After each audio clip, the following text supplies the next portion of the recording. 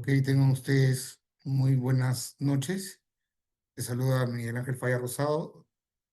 Somos un grupo que se ha creado y se llama Iniciativa Ciudadana por la Justicia. Venimos debatiendo varios temas vinculados al tema de justicia, al tema constitucional, al tema penal, al tema de justicia digital, etc. Esta noche, ya tarde noche, tenemos al profesor Luciano López, quien va a disertar sobre dos temas.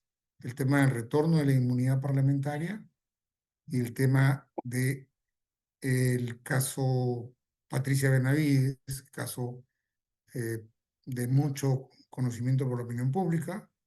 Antes de ello voy a presentar al profesor Luciano López. El profesor doctor Luciano López Flores es expositor, es abogado constitucionalista, magíster en Derecho, Convención en Política Jurisdiccional de la PUC, candidato a doctor por la misma casa de estudios, tiene 27 años de ejercicio profesional y 20 años de docencia universitaria. Ha sido jefe de gabinete de la presidencia y la mesa directiva del Congreso en el 2011-2012. Actualmente se desempeña como socio principal del estudio Luciano López Flores y abogados. También es profesor de la maestría en Derecho Procesal Penal de la PUC y miembro del Consejo Directivo del Instituto Pro Democracia. Y también nos acompaña en el en Iniciativa Ciudadana por la Justicia, INC. Empezamos, Luciano. Creo que vas a hacer dos bloques, ¿no? Capaz. Y te pido atento, Cristian, porque las preguntas generalmente vienen de las redes sociales, ¿no? Sí, doctor. Bueno, muchísimas gracias. Ante todo, muy buenas noches. Muchísimas gracias, Miguel, eh, por la invitación. Yo, como siempre, muy complacido de poder conversar sobre estos temas. Creo que son dos temas de, evidentemente, muchísima actualidad e interés nacional, ¿no? Lo que creo que vamos primero que nada es, ¿cuánto tiempo tenemos, más o menos, para poder estructurar? Yo creo que tenemos por cada tema unos 30 minutos, ¿no? Ya, ok. Voy a tratar de ser lo más sintético posible porque a lo mejor la gente pues, quisiera participar. A ver, uno es inmunidad parlamentaria y el otro es el caso tan actual y tan polémico del retorno a la Fiscalía de la Nación de la señora Patricia Benavides. Para empezar, un punto en común. El punto en común es que La vida es creo demasiado que joven para conducir un coche sucio. Hola, hola. Creo Creo que los dos puntos en común que tienen ambos temas es que se producen en un contexto político de suma convulsión, y creo no estar exagerando. Pero no solamente un contexto político tan agitado como el que tenemos hoy en el país, sino que además también es un contexto en donde hay sin duda una inercia también de parte de la sociedad, quizá un cansancio, veto a saber, pero hay como una suerte de silencio sísmico que en mi opinión creo que eso se va a manifestar y con mucha fuerza en la próxima elección del 10 de abril del próximo año. Y eso me preocupa muchísimo porque creo que la población va a ir a las ánforas con mucha emocionalidad, con mucha víscera, y eso a mí realmente me preocupa, porque en estos momentos da la impresión que la clase política lo que está haciendo es básicamente cooptar instituciones, porque eso es lo que está pasando. Y como la población no se manifiesta, entonces se piensa que se puede hacer todo hoy. Por eso me preocupa tanto esto que llamo así, ¿no? Una próxima elección muy visceral, de muchísima emoción y en donde definitivamente cualquier cosa puede pasar. Además, si tomamos en cuenta que hay un retorno a la bicameralidad, eh, Y eso va a significar que les vaticino por lo menos entre 5 a 10 minutos por persona en el ánfora, porque vas a tener una cédula enorme, vas a votar una cantidad de partidos políticos, entonces definitivamente la gente va a tener dificultades hasta para votar. Así que va a ser algo medio complicado. Espero me equivoque por el bien del país, espero me equivoque. Pero con ese contexto, entonces por eso que creo que ese es el punto en común de ambos temas, que evidentemente tienen connotaciones totalmente distintas en el análisis, pero tienen ese punto en común. Entonces voy a empezar por por el tema de la inmunidad parlamentaria. En el tema de la inmunidad parlamentaria, a ver, yo tengo una posición en particular que creo que es conceptual, básicamente. Porque el tema de la inmunidad parlamentaria, que tiene pues unas raíces totalmente históricas, ¿no? Parte de una premisa para simplificar el análisis en realidad. Parte de la premisa de que se protege a la Cámara, porque la protección es esa de la Cámara y por tanto a sus miembros, ¿no? Frente a la situación de injerencias políticas, es decir, injerencias políticas sobre el sistema de justicia. Por eso es que la protección es de arresto y de proceso.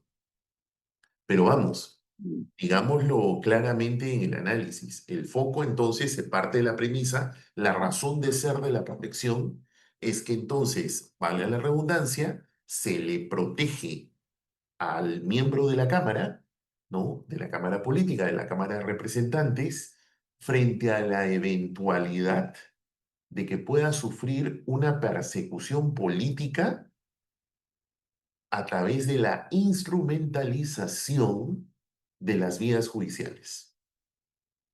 Entonces, si tenemos claro que ese es el sentido de este instrumento de protección, entonces invito a reflexionar sobre este otro punto de análisis. Entonces, si eso es así, entonces está partiendo también entonces de otro supuesto, del supuesto que indudablemente el sistema de justicia va a ser infiltrado, va a ser intervenido, porque de lo contrario, ¿cómo puede haber una instrumentalización política del sistema judicial para ir a la persecución? Entonces, este, si hablamos desde esa perspectiva, entonces de una instrumentalización del aparato judicial por una interferencia política, vamos, entonces estamos hablando primero de cara a garantías y una quiebra del principio de imparcialidad, muy evidente, ¿no? Y lo segundo, que en qué situaciones se interviene a un sistema judicial. Bueno, indudablemente cuando estamos frente a una situación, al menos lo más común, ¿no? Históricamente hablando, es cuando tú tienes rupturas de orden constitucional, por tanto tienes gobiernos de facto que generan pues situaciones en las que se intervienen los poderes públicos, entre ellos naturalmente el poder judicial, o cuando estando en un régimen, en realidad vas teniendo una especie de democracia de fachada, ¿no? Porque se aparenta tener una democracia, pero en realidad un poder está interviniendo al otro. Ejemplo, el caso, pues, por ejemplo, de la última dictadura que vivimos, que fue la del el Fujimorato, ¿no? O sea, que qué duda cabe, ahí era una suerte de democracia de fachada, en donde luego los famosos Vladivideos y los Vladiaudios mostraron lo que al menos todos sabíamos que pasaba, pero de las que no había una prueba muy evidente de la toma de los demás poderes del Estado por parte de uno, el Ejecutivo, por parte de ese gobierno. Entonces, menciono esto porque hay que ponerlo en su verdadera dimensión. La inmunidad parlamentaria, entonces, es una protección a los miembros de la Cámara, porque la protección va hacia la Cámara y por ende hacia sus miembros, cuando existe una instrumentalización política del aparato judicial. Pero si no es así, insisto, entonces estamos hablando de realidad de democracias de fachada o de ciertas rupturas. Entonces la pregunta es, ya, pero bajo esa perspectiva, em, ¿cuál modelo podría ser el más idóneo? Porque, a ver, por ejemplo, la propuesta que está en el texto sustitutorio que se ha discutido en el Pleno del Congreso de la República, eh, se está planteando como modelo de que en este caso, pues ya tenemos pues un retorno a la bicameralidad que se va a implementar a partir del próximo año. Te dice que los senadores y diputados no pueden ser procesados penalmente ni detenidos sin previa autorización de la Cámara respectiva a la que pertenece o en la comisión permanente, la cual debe pronunciarse en un plazo improrrogable de 30 días. En caso de delito flagrante, tienen que ser puestos de inmediato a disposición de la Cámara para que ésta pueda autorizar la privación de la libertad y el procesamiento. Vencidos los plazos, para cada caso sin pronunciamiento, son puestos inmediatamente a disposición de la Corte Suprema, la cual debe declarar mediante resolución firme si al lugar o no a la formación de causa, procediendo a su desafuero y poniéndolos a disposición del juez competente. Entonces, están planteando un modelo donde el clásico, donde las propias cámaras revisan lo que viene del Poder Judicial. Pero recordemos por qué se derogó. Y se derogó la inmunidad parlamentaria por el mal uso de la protección. Porque en realidad lo que sirvió fue como un espacio de impunidad. Eso fue lo que realmente pasó. Eran espacios de impunidad. Entonces, eh, estadísticas hubo varias. Es más, fueron las que sustentaron la derogación de la inmunidad parlamentaria. Y entonces se propusieron modelos alternativos. Por ejemplo, uno fue el que ahora se está tomando, que tenga un plazo en el que si no se pronuncian, entonces se supone que está autorizada. Hubo otro en el cual se decía, bueno, este, eh, en todo caso, quien autorice el levantamiento de la inmunidad sea la, sea la Corte Suprema. Modelo que yo, la verdad, tengo mis serias dudas, porque si es que partimos de la premisa, como lo dije al inicio, de que es una intervención del aparato judicial, pues una intervención política del aparato judicial, entonces, ¿qué garantía te va a dar el máximo órgano de la entidad del Poder Judicial si la premisa es una intervención política de este? No sé si me dejo entender. Es como poner al gato de pencero. Un modelo como ese, la verdad, no le encuentro mucha lógica. Y en el caso del modelo clásico, que es que la Cámara misma decida, recordemos por qué se derogó. Se derogó por los casos reales, porque había unas estadísticas bastante claras que demostraban que en realidad se mal usaba y por tanto eran espacios de impunidad. Entonces, más claro, al menos en mi perspectiva, no puedes poner al gato despensero ni en uno ni en otro lado. Uno, por la práctica, la realidad que tuvimos siempre, que fueron espacios de impunidad por el propio Parlamento. Y en el otro, de cómo se te ocurre que vas a poner al máximo ente de un poder del Estado si el paradigma es que se supone hay una intervención del Poder Judicial, una intervención política, porque eso es. Entonces, ¿cómo vas a poner al máximo allí? Un modelo más lógico, ¿no? Creo yo, si quisiéramos mantener la protección porque valgan verdades, si han existido situaciones en las que no necesariamente hay una intervención política, pero sí puede haber existido algún otro tipo más bien de situación vinculada con la corrupción del sistema judicial. Por ejemplo, estoy hablando del famoso caso del clan Orellana. Recordarán muchos que en su tiempo estaba de parlamentario el señor Víctor García Belaúnde, Víctor Andrés García Belaúnde, y él fue alguien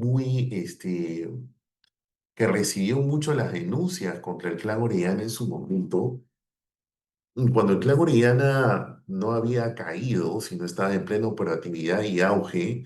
Pues claro, si el señor no hubiera tenido la protección de la inmunidad parlamentaria, que es por delitos comunes, Imagínense, o sea, el tipo probablemente hubiera terminado en unos procesamientos medio complicados, porque luego se descubrió que el clan Orellana tenía, o sea, tenía infiltrados por corrupción registros públicos, fiscales, jueces, porque lamentablemente eso es una de las debilidades que tenemos en el país. Corrupción en diversos espacios, una corrupción que en realidad ya nos tiene desbordados, es uno de los principales problemas del Perú.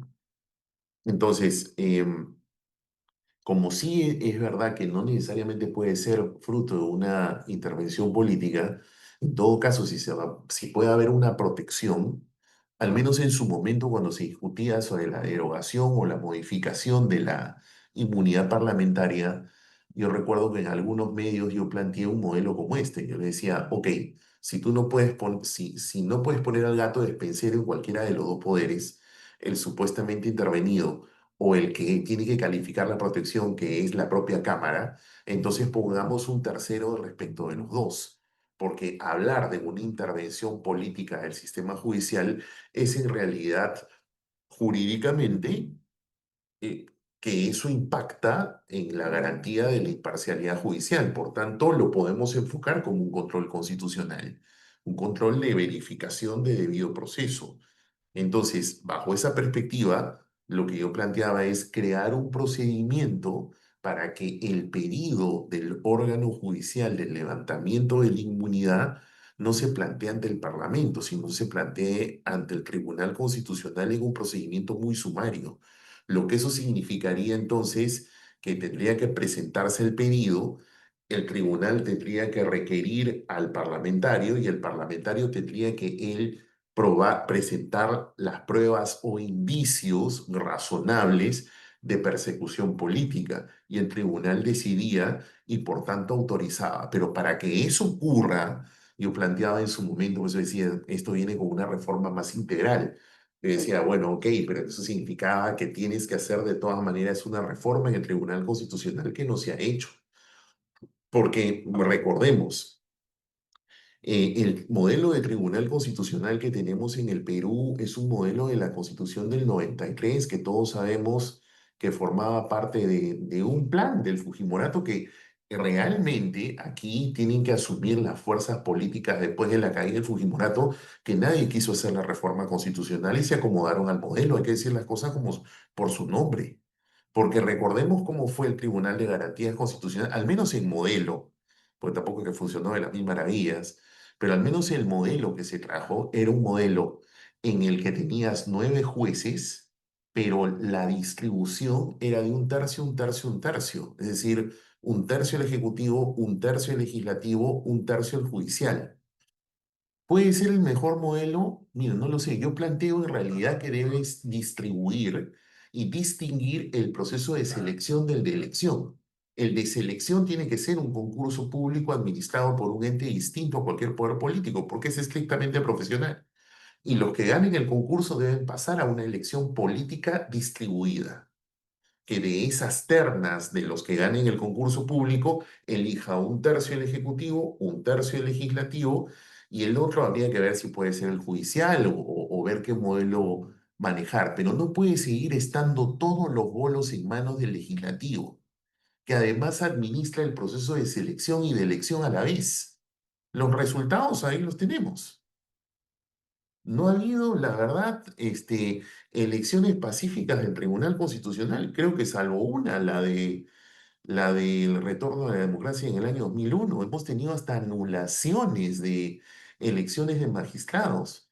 Mesa de directiva de Mercedes Cabanillas, primera anulación de la elección de magistrados del Tribunal Constitucional, el famoso caso Ríos, si no me equivoco, el del almuerzo en el restaurante Fiesta, recordarán.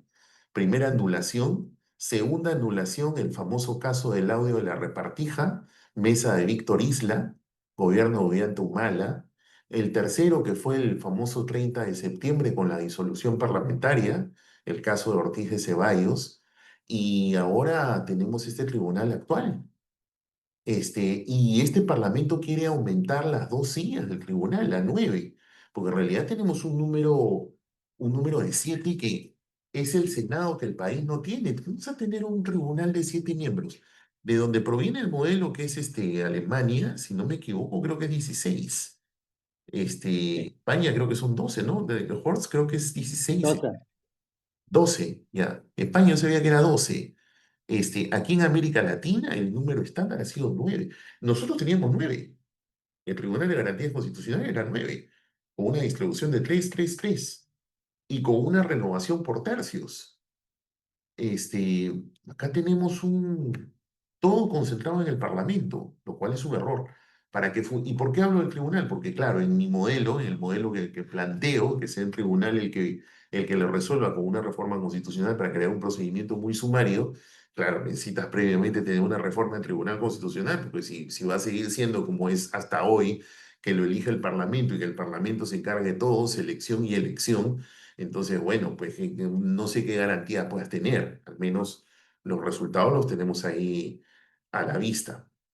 Entonces, desde el punto de vista jurídico, sinceramente, puedo ir terminando esta primera parte diciendo de que, en mi opinión, yo lo que sostengo es que un modelo en donde tú pones en manos del Parlamento o un modelo como alguna vez se ha propuesto de que esté en manos de la máxima cabeza del Poder Judicial, no creo que sea lo más adecuado. Ahí lo más adecuado es ponerlo en las manos de un tercero, porque sí creo que debe haber una protección. Yo en lo particular, desde un punto de vista técnico, sí creo que debe haber una protección, pero creo que esa protección debe ser adecuada a los tiempos actuales, porque debemos partir de la premisa que si hablamos de una intervención política del aparato judicial, cosas que podían entenderse en otros tiempos desde su origen histórico y en el transcurrir de los siglos, pero hoy en día tenemos unas nuevas realidades, ¿no?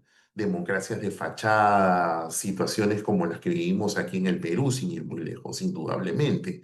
Entonces creo que un modelo más adecuado es poner realmente a un tercero a arbitrar, pero para poner ese tercero, que para mí sería el Tribunal Constitucional, necesitamos una reforma al Tribunal Constitucional. En realidad necesitamos una reforma constitucional en todo el aparato político, que es lo que real y sinceramente no se ha hecho. Tenemos sí una nueva constitución, ¿no? Porque los protectores de la Constitución del 93 en realidad la han modificado casi al 70%, pero sin hacer unas reformas profundas realmente. Esa es mi percepción sobre la inmunidad parlamentaria y cierro esta parte diciendo que cualquier discusión que tengamos sobre el particular, creo que no podemos perder de vista lo que, con aquello que empecé, que estamos en un momento de mucha crisis política, estamos en un momento donde los poderes del Estado están en unos niveles de aprobación, de desaprobación, perdón, históricos, en el margen de error, ¿no? Le dice que los márgenes de error en estadística son justamente 2, 3%, y el Poder Legislativo y el Poder Ejecutivo están en ese espacio.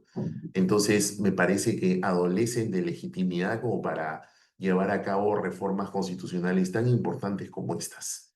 Entonces, por razones jurídicas que ya comenté, no creo que el modelo propuesto sea el más adecuado. Creo que se puede discutir otros como el que estoy proponiendo, pero independientemente de eso, creo que no es el momento político para hacerlo.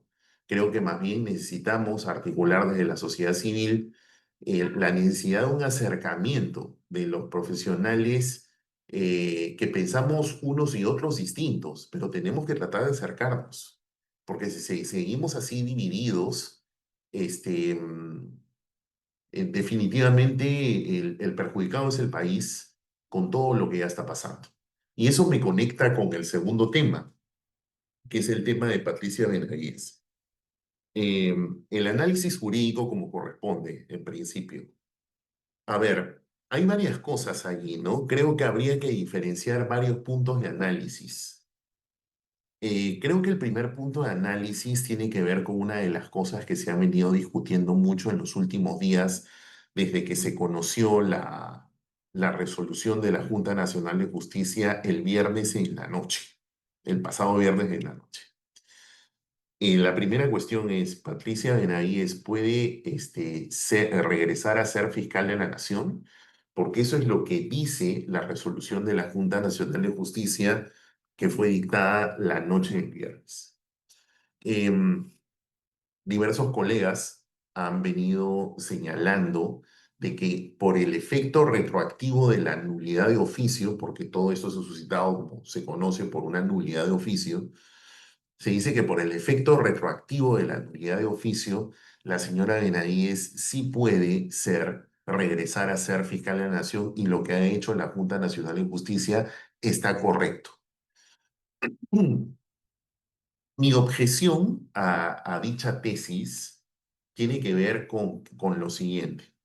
Ese planteamiento en mi concepto tiene un error, y el error consiste en que si fuera cierta, o sea, no cierto, sino si fuera válida esa posición jurídica, entonces estaríamos afirmando de que la retroactividad de la nulidad no tiene límites.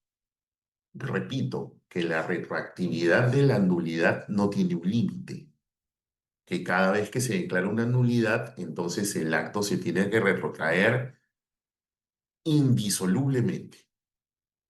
Y sostengo que ese es un error porque eh, el cuerpo normativo que ha aplicado la Junta Nacional de Justicia para declarar la nulidad de oficio es la Ley del Procedimiento Administrativo General.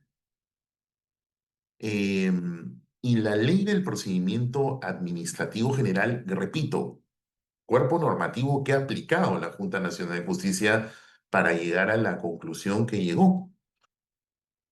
Entonces, ese cuerpo normativo tiene el artículo 12, y en el numeral 12.1 de esta ley, insisto, cuerpo legislativo que ha aplicado la Junta Nacional de Justicia para resolver este tema, justamente establece lo que es lógico.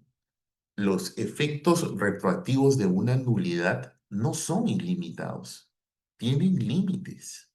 El 12.1 dice que efectivamente, una vez declarada la nulidad, se regresa hasta donde ocurrió el acto viciado, pero establece una excepción, por tanto establece un límite. Y esa excepción es salvo que afecte derechos adquiridos de terceros de buena fe. Y eso es lo que dice la disposición. E incluso el 12.3 se coloca en otras situaciones que pueden ser límites a esos efectos retroactivos de la nulidad. Y te dice que también va a tener, que también se puede retrotraer salvo que existan actos consumados, te dice que puede ser ya de imposible cumplimiento, y que en esas situaciones el afectado tiene derecho a reclamar una reparación. Claro, tendrá que reclamar en la vía que corresponda. Pero lo cierto es que el legislador se ha colocado en estas dos situaciones, para los curiosos, numeral 12.1 y numeral 12.3 del artículo 12 de la Ley del Procedimiento Administrativo General, porque indisolublemente, pues, no existe una retroactividad de la nulidad ilimitada. Existen límites, y al menos hay dos límites reglados de un cuerpo legislativo aplicado por la Junta Nacional de Justicia para resolver este tema. Entonces, vamos al tema práctico. El día de ayer, por ejemplo, la Junta de Fiscales Supremos ha publicado un comunicado en la cuenta de ex, antes Twitter, del Ministerio Público. No sé si los que estamos aquí, los que nos están viendo por redes, lo tuvieron la oportunidad de revisar. Pero en ese comunicado, la Junta de Fiscales Supremos hace un recuento de los acuerdos adoptados para designar fiscales de la nación, porque aquí también hay un tema. La entidad competente para designar a un fiscal de la nación no es la Junta Nacional de Justicia, sino es la Junta de Fiscales Supremos. Y otra segunda cuestión, el cargo de fiscal de la nación no es un cargo que se obtiene por concurso, es un cargo político. ¿Por qué? Porque se hace por una elección de pares para poder presidir esta entidad y por tanto dirigirla y manejarla. Eso dice el artículo 158 de la Constitución. Entonces cierro ahí el paréntesis. ¿Qué cosa es lo que dice la Junta de Fiscales Supremos? Hace un recuento. Dice que, voy a ponerlo así, en un acuerdo, pues no me acuerdo exactamente el número, ¿no? Pero dice, voy a ponerlo así. Acuerdo 1, se nombró a Patricia Benavides en una fecha indicada. Luego, en un momento 2, la Junta Nacional de Justicia la destituye. Eso generó que se dicte un nuevo acuerdo. Y ese nuevo acuerdo de Junta de Fiscales Supremos dejó sin efecto el acuerdo donde se la designó a Patricia Benavides como fiscal de la Nación y se le designó interinamente en ese cargo al señor Villena. Luego, en un acuerdo 3, deja sin efecto a la designación interina de Villena y elige, por el periodo que establece la Constitución, que son 3 años, a la señora Delia Espinosa. Entonces, como ven, hay una secuencia de actos. Y en esa secuencia de actos, los dos últimos han sido dictados con anterioridad al dictado de la resolución de la Junta Nacional de Justicia que declara la nulidad de oficio. Entonces, en el momento en el que la Junta dicta la resolución de nulidad de oficio, evidentemente, en mi opinión, la Junta no evaluó los límites a los efectos retroactivos de la nulidad que estaba declarando y que está en el artículo 12 del cuerpo legislativo que estaba usando para decretar la nulidad de oficio. Es más, los invito porque este portal, LP Derecho, ha publicado el contenido de la resolución, entonces ya es de fuente pública. Los invito a revisar el contenido de la resolución y no hay ningún apartado que desarrolle argumento alguno de por qué no se han tomado en cuenta los límites que establecen los numerales 12.1 y 12.3 del artículo 12 de la Ley del Procedimiento Administrativo General, porque es de conocimiento público, es decir, lo que los procesalistas podrían llamar un hecho notorio de pública evidencia, la Junta de Fiscales Supremos tenía este tracto de acuerdos y que dos de ellos estaban, al menos habían ocurrido después de la destitución y que hacían imposible cumplimiento porque había un tercero con derechos adquiridos de buena fe, por parte de la propia Junta y el tercero era la señora Espinosa. Entonces, desde ese punto de vista, como lo he señalado en estos días que hemos estado un tanto hablando en medio sobre este particular, lo que creo es que ese extremo resolutivo de la resolución de la Junta Nacional de Justicia termina siendo inejecutable. ¿Por qué? Porque se contraría con una realidad. La realidad es que el órgano competente tiene unos acuerdos vigentes y la Junta no tiene, ni tenía, ni para nada, la potestad o la competencia para invalidar los acuerdos de la Junta. Entonces, lo que ha hecho es dictar una resolución que choca con otra competencia. Técnicamente hay un conflicto de competencias, pero entiendo que la Junta de Fiscales Supremos, a través de la señora fiscal de la Nación, según lo que se ha sabido en medios, ha devuelto el oficio y están esperando a ver que la Junta se pronuncie.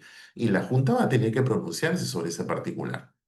Y eso nos conecta con otro segundo punto del análisis, que ya es sobre el contenido de la resolución. Y sobre el contenido de la resolución, yo creo que hay por lo menos dos puntos que yo advierto. El primero, que también ha sido muy debatido últimamente, que sobre todo en los medios, ¿no? Pero que claro, ante los medios es medio complicado explicarlo porque son temas muy técnicos, entonces creo que solamente nos vamos a poder entender entre abogados. Así que creo que voy a aprovechar este espacio para explicarlo. ¿Qué es la famosa unanimidad? Porque efectivamente la resolución dice que hace una interpretación de la regla de unanimidad. Porque otra vez aplica este cuerpo legislativo, evidentemente, que es la Ley del Procedimiento Administrativo General, aplica la figura de la nulidad de oficio, pero miren, hay que aprender a debatir con respeto. Así que, con mucho respeto por los colegas que sostienen lo contrario. He escuchado argumentos como los cuales dicen, no, es que prima la ley especial, que es la ley de la Junta Nacional de Justicia, la ley orgánica, que no establece limitaciones en cuanto al número al quórum o al número de miembros que tienen que tomar una decisión, no le coloca un límite, un corsé. Entonces es válido que se entienda entonces que el quórum era de 6 y que los 6 podían votar y que por eso es que la interpretación es de unanimidad. Miren, nuevamente, hay que aprender a debatir. Respeto mucho una posición de colegas sobre el particular. Yo lo que voy a rebatir es el argumento. Sostengo que ese argumento es equivocado, porque si fuera así, entonces pues no entiendo cómo la Junta, para declarar la nulidad de oficio, obviamente tiene que usar el artículo 213 pues de la Ley del Procedimiento Administrativo General. ¿Cómo va a ser que use la figura pero no use la regla de quórum porque dice que tiene una regla especial? Eso la verdad que es... no lo entiendo. No entiendo cómo puede calzar una cosa con la otra. ¿Cómo puede ser que uses esa regla, pero uses una partecita que es la nulidad de oficio, pero no uses la regla que te habla de la unanimidad, y que no admite abstenciones? Porque eso es lo que dice esa famosa disposición. Em, en segundo lugar, creo que no cabe una interpretación extensiva de esa naturaleza, porque evidentemente es una interpretación extensiva. El decir unanimidad es solamente de las personas que votaron, que escucharon y que votaron, me parece que no, es una interpretación extensiva por la siguiente razón. Perdón, primero extensiva porque eso no es de lo que viene de su texto. Y para quienes miran, pero señor, usted está entonces circunscribiéndose a una interpretación literal. Claro, pero yo les diría, pero es que ¿sabes por qué estoy usando ese tipo de interpretación? Porque la nulidad, por naturaleza, es sancionadora o restrictiva de derechos. Esa es la naturaleza de una nulidad. Por eso es que la nulidad es un efecto no querido en el derecho. Y digo que es no querido porque los ordenamientos procesales diversos siempre hablan del principio de convalidación. La propia ley del procedimiento administrativo general habla del principio de conservación del acto. Claro, porque tratas de conservar el acto y de no invalidarlo, porque su naturaleza es sancionadora o restrictiva, pues, de derechos. Entonces, cuando tú tienes una norma de esa naturaleza, no puedes interpretarla de manera extensiva, sino restrictiva. Por eso es que sostengo que la interpretación extensiva por la cual sale del texto para poder decir no es unánime solo de aquellos que votaron, están haciendo un distingo donde la ley no hace. Y la ley es tan enfática y tan cerrada sobre el particular que por eso dice que no admite abstenciones. Y esa es la razón por la que incluso existe un criterio jurisprudencial que, claro, no tiene la formalidad de vinculante, pero al menos es bastante referencial, porque es la sentencia del Tribunal Constitucional del caso de Marco Tulio Falconi, que le permitió llegar a la Junta Nacional de Justicia. Entonces, definitivamente que para mí el problema de la unanimidad tiene estas fallas argumentales basadas en las razones que acabo de argumentar. Indudablemente podemos, o sea, debatimos sobre este punto, y estoy dando razones, ¿no? Al menos las razones son las que acabo de exponer. Y la segunda cuestión que yo veo, y ahí voy terminando esta parte, sobre otro defecto que noto de la resolución, es que yo veo un serio problema de motivación. Porque quienes han tenido la oportunidad de leer la resolución, que vuelvo a repetir, está en fuente pública, está en fuente abierta, quienes quieren darle una mirada y analizarla, van a encontrar que el núcleo, la razón esencial de la decisión, está en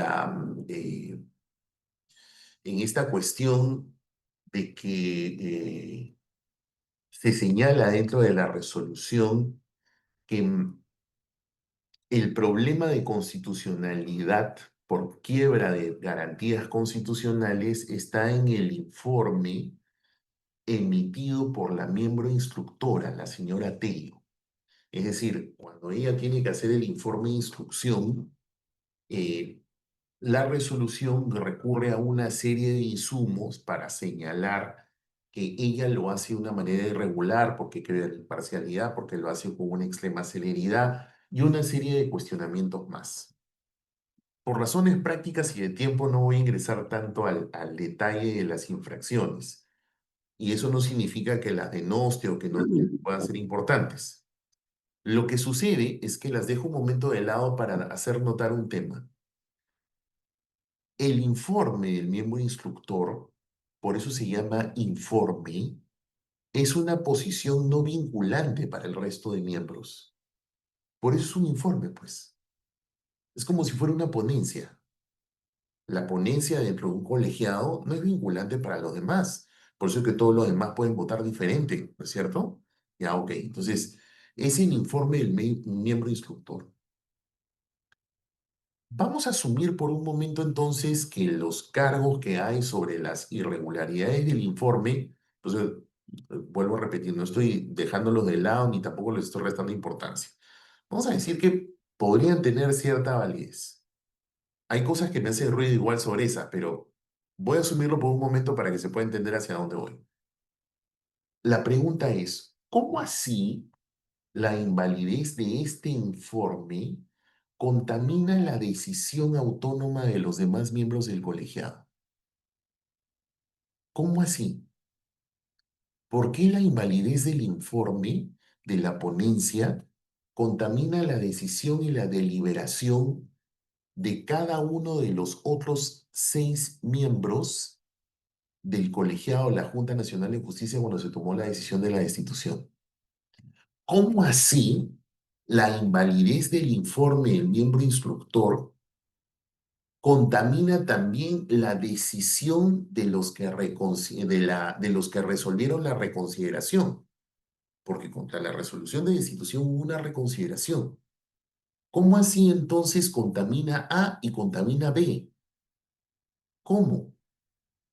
Sinceramente, yo al momento de ver la resolución no encuentro razones que me digan por qué las irregularidades de este informe, vuelvo a repetir, ya por un tema de tiempo no voy a dedicar tanto a ellas, pero por eso que digo, voy a asumir en el supuesto negado de que sean válidas. Ya, pero ¿cómo entonces esas irregularidades del informe de la ponencia contaminan la deliberación y la decisión y también la de la que resolvió la reconsideración? Al menos tendrían que darnos razones, porque eso es parte de la debida motivación, ¿no es cierto? Ya, yo la verdad no las encuentro ahí en la resolución. Veo que entonces, desde el punto de vista de la motivación, yo le veo un defecto de motivación interna. Sería un buen ejemplo para cuando se está dictando una clase sobre defectos de motivación, ¿no? Porque sería un problema de motivación interna, porque yo no le encuentro secuencia lógica a las premisas, porque todas las inferencias que hay acá para demostrar que el informe tiene irregularidades, no es suficiente para demostrar entonces de que en la siguiente premisa, que es que entonces contaminó a todos los miembros, hace entonces que se invalide la resolución de destitución y a su vez la que resolvió la reconsideración. Porque para poder hacer ese hilo lógico tendrías que argumentar por qué. Y esa argumentación no está. Por eso creo que en realidad, por las razones que acabo de comentar, me da la impresión que la resolución que ha dictado la Junta es la Junta Nacional de Justicia es una resolución, primero, que excede sus atribuciones cuando ordena restituir a la señora Benavides porque no toma en cuenta una disposición de un marco legal que ella misma aplica, que es lo que dice el artículo 12, que justamente te coloca límites razonables a los efectos retroactivos de la nulidad. Y quienes sostengan lo contrario tendrían que derrotar esto, empezando por los propios miembros de la Junta, pero ese ejercicio argumental no está. Revisen la resolución y no está. Y tendrían que haberlo derrotado. Y los colegas que opinan sobre el particular tendrían que haber derrotado también esa argumentación. Artículo 12. Los límites a los efectos retroactivos de la nulidad, que impactan en las competencias de un órgano a quien la Constitución le ha dicho que es el que designa al fiscal de la Nación. Entonces ahí aclaro un tema, porque también se estaba diciendo, oye, pero la Junta Nacional de Justicia no ha designado una... No, pues, que nadie... Bueno, yo no estoy sosteniendo eso, yo lo que estoy diciendo es, el que elige es la Junta de Fiscales Supremos, pero lo que pasa es que esta decisión de la Junta Nacional de Justicia está impactando en esa designación. No es que esté designando, sino que no está tomando en cuenta los límites del efecto retroactivo de la nulidad. Ergo, la señora Benavides, guste o no la resolución, con todas las críticas que acabo de comentar, cuando menos tendría que regresar a ser fiscal suprema, pero no fiscal de la nación, pues, por las razones que acabo de señalar. Y sobre los otros defectos de la resolución, como ya les comenté, a mí me da la impresión que tiene unos problemas serios sobre el tema de cómo se interpreta el asunto de la nulidad de oficio en cuanto a la unanimidad, y creo que además tiene un serio problema de coherencia interna y de razonamiento por las razones que ya he mencionado. Y eso culmina con lo que dije al inicio y también al término de la primera parte sobre la inmunidad parlamentaria. Esto lo que va a generar, porque claro, ha salido la señora fiscal de la Nación actual, la señora Espinosa, a tratar de defender el fuero, ha sido muy criticada por este tema, aunque me da la impresión que tiene todas las razones válidas para poder defenderlo. La señora Benavides, bueno, tiene una resolución también, más allá de las críticas, tiene una resolución también con quien defender esto, pero esas pugnas lo que están generando hoy es más bien que estos grupos que están en el Parlamento y todos estos espacios interesados, ahora lo que dicen es, ya ven, por eso necesitamos una reforma judicial urgente. Y ya se ha dado cuenta entre ayer y hoy que hay hasta mociones en el Parlamento que tratan de destituir a toda la Junta de Fiscales Supremos e instaurar una reforma judicial, y creo que van a tratar de hacerla en lo que queda de mandato, que es 1 año y 2 meses. Por eso es que creo que frente a esa situación, con ese seria déficit de legitimidad, además que tienen estos poderes públicos hoy en día, necesitamos desde los espacios profesionales tratar de acercarnos con quienes piensan distinto, pero que tengan buena fe y que podamos encontrar algunos puntos comunes para evitar que este tipo de situaciones agraven aún más, porque les digo una cosa, definitivamente que quienes sean, sobre todo el próximo presidente o presidenta en el 2026, va a tener serios problemas para gobernar. La reforma constitucional, entre comillas, reforma que ha hecho este Parlamento con el retorno de la bicameralidad, prácticamente nos ha metido en un régimen parlamentario. Va a ser muy difícil que pueda gobernar si no tiene mayoría en el Parlamento. Y tenemos como más de 40, ¿no? Partidos inscritos. O sea, realmente va a ser bien complicado. La decisión va a ser muy visceral por todo lo que ocurre. Espero equivocarme. Por eso es que creo, y te felicito, Miguel, a ti, a todos los que hemos seguido este llamado a integrar estos espacios y sobre estas conversaciones, pero yo culmino con esto, con la necesidad de acercarnos entre gentes que pensamos distinto, pero que realmente tenemos buena fe y tenemos una legítima preocupación de lo que ocurre en Perú, para tratar de acercarnos y tratar de generar una agenda autónoma que trate de evitar más peligros a la institucionalidad. Gracias. Muchas gracias, Luciano, la verdad, muy esclarecedora las dos partes de tu disertación. No sé si Jorge desea hacer alguna pregunta, estás con el micro abierto. Bueno, menos una pregunta que un pequeño comentario. ¿Sí? Sí, claro. Ya. Luciano, yo estoy completamente de acuerdo con, como tú has descrito, los problemas con la inmunidad del Parlamento, ¿ya? ¿Cuáles han sido los motivos y cuál es ese problema con los últimos parlamentos? Pero yo tengo mi duda si esto realmente se podría solucionar, da esta competencia a una otra institución. Completamente claro que no podría ser la Corte Suprema. Tengo mi duda también que debería ser el Tribunal Constitucional, porque fácilmente lo metería a una pugna política y se podría politizar.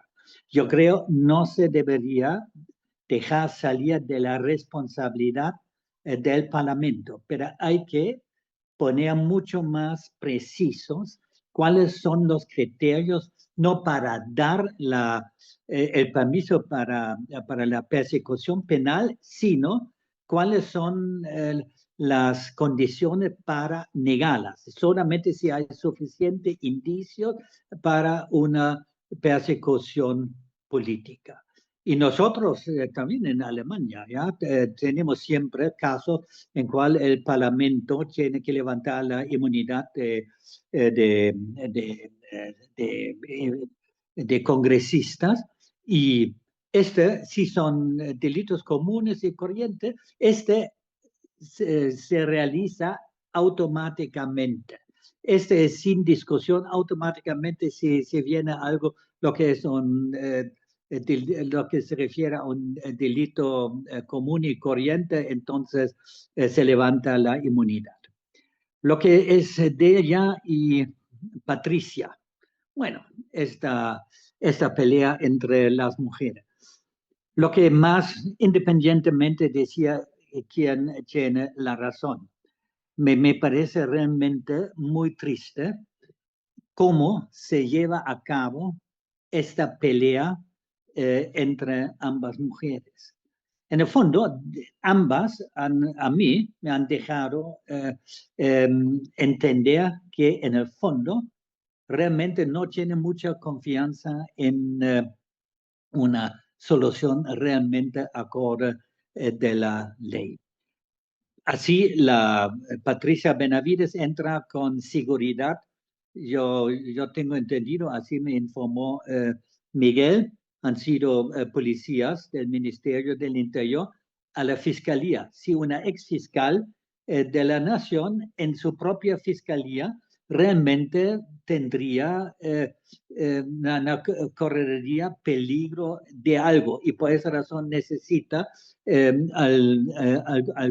alguna seguridad. Y la Delia Espinosa se queda en la Fiscalía con las velas, acompañado con mucha gente. Para mí, no es una reacción racional, sino deja también entender, bueno, que ya su reacción no es jurídica, sino emocional y también más política. Pero lo que se refiere a la resolución, lamentablemente todavía no la he tenido, yo la he pedido, pero todavía no me ha llegado. Ahí yo tengo realmente también muchos problemas. Yo no sé si en la misma resolución, en la parte resolutiva, se dice que en el fondo se levanta del cargo a Delia Espinosa, porque en el fondo debería nacer para poder decir que la Patricia Benavides debe regresar. Pero lo que yo no lo sé es si la Delia Espinosa y la Fiscalía habían participado en este proceso que había iniciado la Patricia Benavides, por una simple razón. La decisión que manda de regreso a Benavides como fiscal, y en este caso no solamente Suprema, sino también de la Nación, a la Fiscalía, aún si solamente por 2 o 3 semanas, significa una intervención directa en los derechos y en la posición jurídica de Delia Espinosa y de la misma Fiscalía como institución que había tomado la decisión para como nueva fiscal de la Nación elegía a Delia Espinosa. Si no han tenido la posibilidad de participar, entonces también para mí sería un argumento para poner por lo menos en juicio la legalidad y la razonabilidad y la legalidad del proceso. porque así no se puede sobrepasar la posición. Pero hay que ver qué dice la resolución. Y completamente absurdo es si está por la ponencia de, de, de la doctora Tello, yo creo así, Inés Tello, que ha sido inválida, por esa razón la decisión es válida, ¿no? Yo en Alemania he sido también parte de un juicio, de un tribunal colegiado, y lógico, si yo he sido ponente, entonces si tenía errores o fallas o lo que sea, ¿ya? Entonces, este ha sido cuestión de la discusión, de la deliberación. Y ellos, yo no sé si saben lo que había pasado después de la ponencia de Inés Tello en la deliberación y en la discusión dentro de la Junta. Yo supongo que no. Un tema realmente importante es de la unanimidad. Yo creo que es importante que pongan rápidamente normas sobre el quórum. Porque también puede ser que en un caso de hay que tomar una decisión sobre la nulidad, que son casos realmente importantes, o otros casos importantes donde se necesita unanimidad, que uno de los miembros está realmente gravemente enfermo o por alguna razón no puede participar. Entonces, este no debería bloquear la, la posibilidad de la Junta para actuar y para tomar decisiones. Por esa razón, yo creo se necesita reglas sobre el quórum. Y el resto, esta es una interpretación como se lo ve. Y hay por otra razón también sobre el quórum. En este momento, si no hay ninguna regla al respecto del quórum, que me sorprende, entonces la Junta puede tomar la decisión con 2 o 3 personas, porque son más. Una Junta siempre debe consistir por lo menos con más que una persona. Entonces, con 2 personas, si solamente 2 personas, las otras personas no pueden participar, entonces pueden tomar decisiones si han sido válidamente convocados. Yo creo que de ninguna manera debería. Y otra cosa es que tampoco ningún miembro de la Junta, yo creo, tiene el derecho por no participar en una sesión de la Junta donde se tiene que tomar decisiones porque el asunto sobre el cual hay que tomar la decisión no le gusta, es incómodo o lo que sea. Yo creo que este tampoco no debería ser porque así también se puede bloquear. Siempre si la sesión de la Junta es debidamente ha sido convocada. Disculpe, ha sido un poco lejos, pero largo. Luciano. Gracias. A ver, varias cosas de lo que pude retener. En cuanto al tema de la inmunidad, eh, mira, sí, de hecho, podríamos discutir varios modelos. Me parece interesante señalar, ok, se quede en la Cámara, pero con una serie de supuestos muy específicos en los que solamente los puedas negar. Podría ser, no digo, bueno, en mi modelo, que es el de poner un tercero, que es el tribunal, vuelvo a aclarar, lo planteo siempre y cuando hagamos una reforma del tribunal, que además Claro. es urgente, ¿no? Sí. E incluso pienso yo, mira, que Horst, que incluso en el modelo que planteas de colocar cláusulas cerradas, el judicial podría terminar siempre llegando al tribunal, porque podría plantear de que al momento de negarlo y no negarlo bien, se genera un menoscabo de sus competencias y entonces lo puede llevar por un competencial. Pienso, o sea, por eso es que creo que por angas o por mangas, pensar en un modelo que ajuste, en el que coincidimos, el poner a la Corte Suprema es un modelo que no tendría sentido, pues, ¿cómo vas a poner a ese gato de despensero? me parece que como llegaríamos siempre al tribunal, al menos en esa perspectiva, es urgente y necesario hacer reformas sobre el tribunal, por lo que ya comenté, ¿no? Para empezar, separar proceso de selección del de elección. Y en el de selección no puede estar en ningún órgano político, tiene que ser estrictamente profesional. El proceso de elección tiene que ser distribuido para que no esté en las manos de un solo jugador. Al menos de esa manera acotamos un poco situaciones que tienen que ver más con imperfecciones ya hasta culturales nuestras, ¿no? Eso con relación a ese tema. Y con relación a Benavides, sí, pues ahí hay muchísima tela por cortar, ¿no? Has tocado una serie de situaciones que indudablemente son lamentables de lo que ha sucedido. Eh, pero, claro, yo lo identifico básicamente con el tema de cómo abona eso a la crisis política y cómo eso más bien da razones a los grupos que hoy están eh, manejando estos poderes públicos deslegitimados para más bien decir, bueno, ya ven, necesitamos una reforma judicial. Y entonces, en el poco tiempo que queda, que es un año, 2 meses, tratar de sacarla a como dé lugar.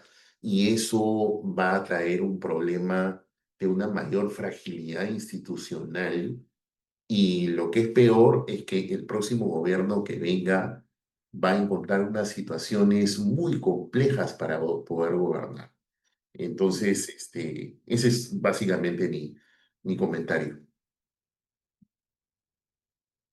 Cristian, por favor, preguntas en redes.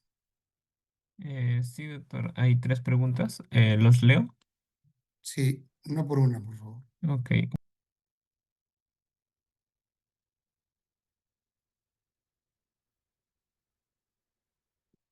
Ok. La primera pregunta dice, ¿cómo cree que se puede llegar a ponerse de acuerdo a los dos bandos en discordia?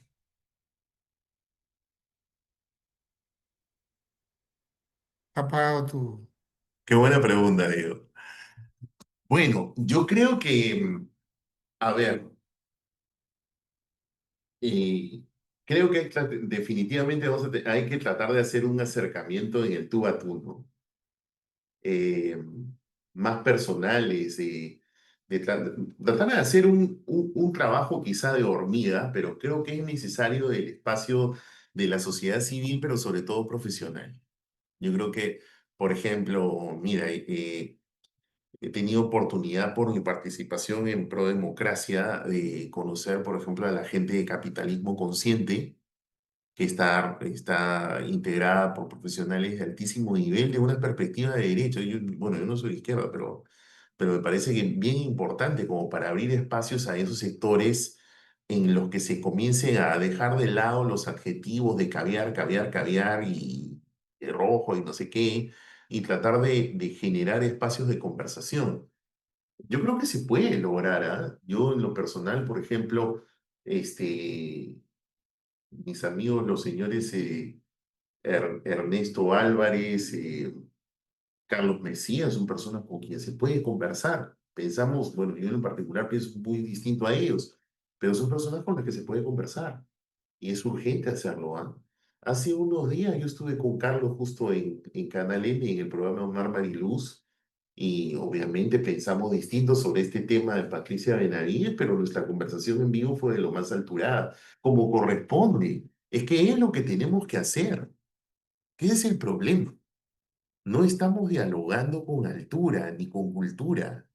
Estamos llamados a hacerlo, porque justamente en esta suerte de pelea de barras bravas, o sea, hay personajes incluso que están totalmente dibujados, pero hay que tratar de hacer el acercamiento y conversar.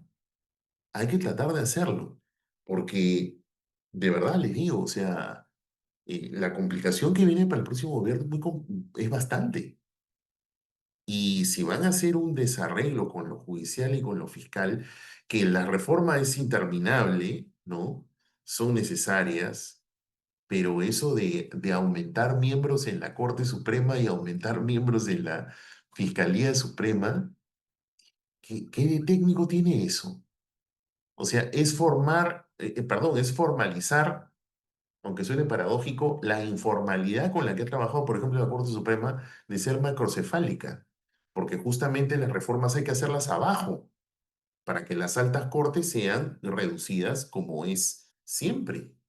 Porque ya el hecho de tener 18 jueces firmes, pero luego como 60 con las transitorias, que en realidad siempre son permanentes, da lugar a discursos como estos. Las reformas son hacia abajo, no son hacia arriba. O sea, sí, Horst, que tiene mucha experiencia sobre este tema, podría decir algo sobre el particular, pero sinceramente, o sea, creo que además con estos actores, sería un total despropósito, un total despropósito. Por eso es que creo que vamos a tener que hacer esfuerzos de la sociedad civil para tratar de hacer ese tipo de acercamientos, en un tú a tú prácticamente, ¿no? Muy bien. La siguiente pregunta dice, la doctora Benavides fue revocada su primera destitución y solo le aplicaron una suspensión. ¿Cómo es posible que en la segunda revocatoria de su destitución se le quiera designar como fiscal de la nación si estaba suspendida por la propia JNG?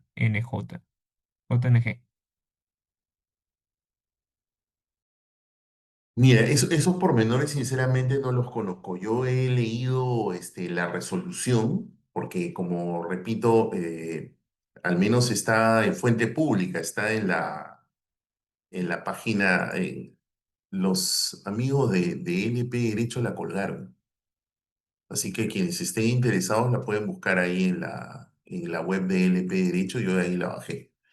Y la leí y básicamente mi análisis se ha circunscrito a ello.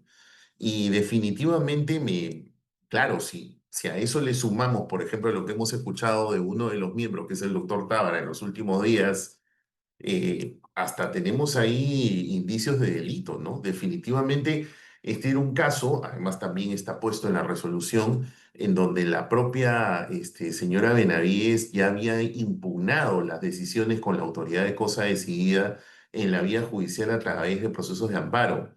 La articulación a la argumentativa a la que llega la resolución para decir, no, pero sí se puede remediar el hecho aquí, pero tienes un problema. En el caso, por ejemplo, del señor Falconi, en esa sentencia del tribunal, justamente lo que se dice es, oye, la nulidad de oficio no se puede usar si el acto ya está perfeccionado. Y perfeccionado, entiéndase, según el criterio de esa sentencia del tribunal, cuando el proceso se ha agotado en sus etapas preclusivas.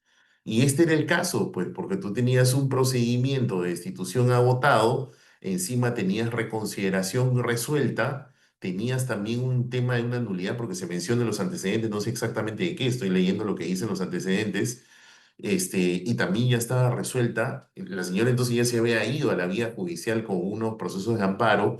Entonces, ¿cómo vas a usar la nulidad de oficio? Prácticamente pues era meterle forceps. Definitivamente muy jalado de los pelos. Y lo menciono porque a la luz de lo que ha revelado el señor Tábara, pues entonces definitivamente eso explica que ese forzamiento, por decirlo de alguna manera, no ha tenido razones jurídicas, sino políticas o de otra índole que merecen una investigación. Por eso digo que la situación es delicada. Muy bien. Y como última pregunta de uno de nuestros comentaristas, nos dice, ¿por cuántos fiscales supremos está compuesto la Junta de Fiscales Supremos? A ver, lo repito, vaya la redundancia que he puesto. ¿Por cuántos fiscales supremos está compuesto la Junta de Fiscales Supremos? ¿Por qué el repuesto doctor Galvez dice que son 7 fiscales supremos?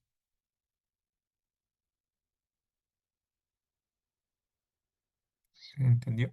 Bueno, más o menos. Lo que pasa es que en realidad en el tema del Ministerio Público hay mucho pan por rebanar. Muy rápidamente voy a hacer un recuento. Si ustedes le dan una revisada a la ley orgánica del Ministerio Público, van a encontrar que es un decreto legislativo, el decreto legislativo 052, para los curiosos. Entonces la pregunta lógica es, ¿Una ley orgánica por un decreto legislativo? ¿Les suena? Ya, les explico. Lo que pasa es que es un decreto legislativo de la década de los 80, dictado durante el gobierno de Fernando Belaúnde, el segundo. Es una norma preconstitucional, totalmente obsoleta, muy manoseada, si me permiten el término, eh, durante la dictadura fujimorista. El problema es que, otra vez, que no se han hecho las reformas, pues. Esa ley orgánica del Ministerio Público hace tiempo que ha debido ser actualizada. Se dictaron en las leyes de carrera fiscal y de carrera judicial a la vez, y ahí se ha podido regular eso, los temas de carrera. Pero los temas de estructura y funcionamiento del Ministerio Público, eso, perdónenme la expresión, pero de verdad está en una situación bien fregada, muy precaria, desde el marco legal nomás, totalmente obsoleto y desactualizado. Es urgente pensar en una nueva ley orgánica del Ministerio Público, porque, claro, tú tienes en realidad una Junta de Fiscales Supremos que es un petit comité. No sé si recuerdan, en los últimos tiempos que hemos tenido, pues, crisis políticas muy agudas que no han cesado desde el año 2016, si hacen memoria, ¿no? Se van a dar cuenta de que, por ejemplo, hemos llegado a tener ¿cuántos? 13 en funciones, si no me falla la memoria. O sea, en los momentos de mayor crisis. Claro, entiendo que son como 7 al final, ¿no? Pero no estoy muy seguro, ¿ah? Lo que sí sé es que es un petit comité que es consecuencia de la precaria regulación que tiene el Ministerio Público porque no hemos sido capaces de actualizarla. La ley orgánica del Poder Judicial, Miguel, Jorge, si me ayudan, creo que es de la década de los 90, pero al menos algo se pudo actualizar, a diferencia de la ley orgánica del Ministerio Público, que repito, es una ley del gobierno de la UNDE. Por eso es que es un escándalo, es un decreto legislativo, una ley orgánica, es posible. No sé si recuerdan que hasta hubo todo un problema con el juramento de la fiscal de la Nación, porque dice que tiene que expresarse el juramento ante el presidente de la República. Claro, es que estás en otro sistema, pues era incluso con la Constitución de 1979. Entonces, definitivamente que en el caso del Ministerio Público, la regulación es bastante frágil, desinstitucionalizada, por no estar actualizada. Con tareas que definitivamente hay que hacer, ¿no? Y el problema es que todo este asunto les está dando alas para que entonces estos grupos digan, hay que hacerlo ahorita. El problema es que no tiene legitimidad. Entonces, algo tenemos que hacer. En fin. La verdad, ha sido muy importante lo que has lanzado, ¿no? Cómo poder, dentro de los grupos, poder llegar a consensos. Muy difícil, es un tema ya bastante político, pero sobre todo la alta política es eso, ¿no? Es saber negociar, es saber compartir. Y si los partidos no lo pueden hacer, habrá que hacerlo de los, de los grupos que hay, ¿no? O sea, las asociaciones de derecho constitucional, las facultades de derecho, ¿no? Eh, Hemos invitado a esta exposición a varios colegas y varios constitucionalistas, ¿no? Podría Francisco Igure, Ana Neira, Trujillo Campos, pero el problema es que todos estaban en finales de universidad, ¿no?